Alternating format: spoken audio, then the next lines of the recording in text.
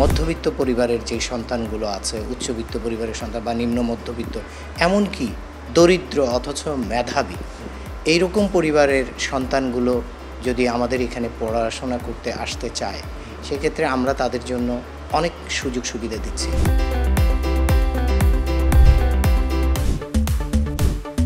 এখানকার teaching system is very good. আমাদের গার্ডিয়ানের income সোর্সের উপর ডিপেন্ড করে আমাদের টিউশন ফিটা নির্ধারণ করা হয়।